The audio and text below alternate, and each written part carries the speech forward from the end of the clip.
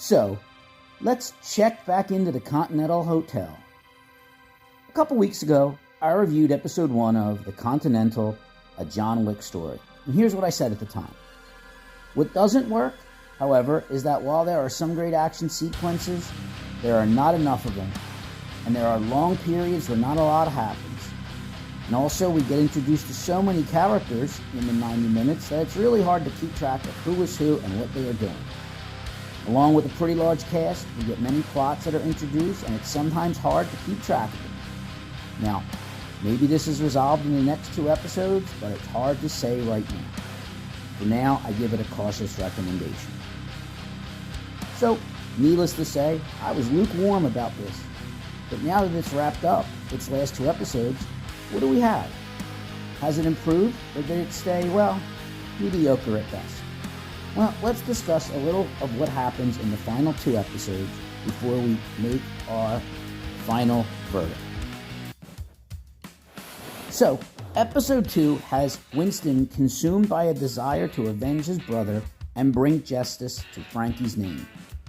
Now, knowing that he cannot mount an attack on Cormac alone, he recruits a motley crew of specialists to help overthrow Cormac and take the Continental.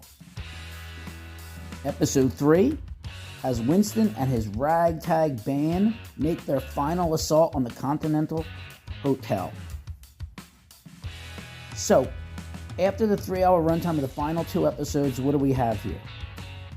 Well, I'm here to tell you, dear viewers, this series really took off in the final 2 episodes. Now, episode 2 is a lot of setup for the finale, but we learn much more about our main characters and even our secondary characters. They are much more fleshed out here. We actually become interested in them. Now, there's not a ton of action scenes in this episode.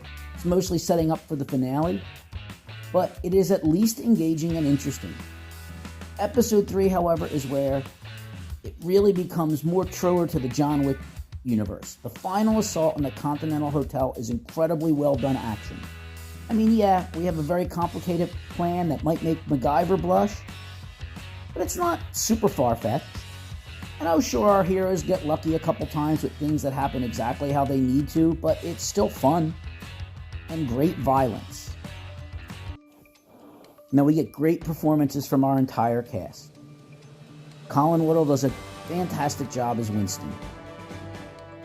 He plays him where you can see how they're going to transition him into the older character that we've come to know and love from the John Wick franchise. And Mel Gibson is probably the best part of the show. We see the absolute insanity and dark evil of Cormac O'Connor come to light in all its glory. Now, I would be remiss if I didn't point out the performances of Almighty Agun as young Charon, the character played by the late, great Lance Reddick. We really get to see the foundation of the close friendship that Charon and Winston had, becoming like brothers in the Wick movies. Now, on the assault of the Continental, we get to see many other assassins in the building. But the 2 that really stand out on the villain side are the twins, known as Hansel and Gretel. 2 assassins who are villains that would rival anything we've seen in the previous John 4 movies. They have no dialogue, but man, they don't need it. They are pretty badass. And I wouldn't mind learning more about these characters, but we will see. I would say that the final assault on the Continental would not be out of place in a John Wick film. It's that violent and well choreographed. So, it's not perfect, but the finale of this limited series comes out swinging and doesn't disappoint in the bigger scope of things. Falls a bit short with some minor details and leaves us with some unanswered question, but you know what? That's okay.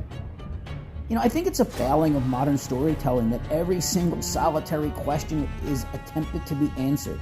I think it's okay to leave some things unanswered. Leave it up to the audience to decide. Keep the mystery going. So, to answer the question from the beginning, is the Continental a John Wick story worth your time? And is it a worthy addition to the John Wick universe? And I think the answer to these questions is yes. It's not perfect. First episode's a bit sluggish, but the second one picks up, focuses the story better, and the third one gives us some great John Wick level action. Well, that's it for me this week. Hope you enjoyed. Tune in next week where, well, we'll see. Not sure what we're going to talk about, but we'll find something, won't we? And as always, hit that like button, subscribe, leave a comment. Hit the notification button so you know when the video comes out, even though it comes out every Friday morning. But still, maybe I'll surprise you one day. If you did not like what you heard, I thank you for listening anyway. I thank you for giving me your valuable time, and I will see you next week. Take care.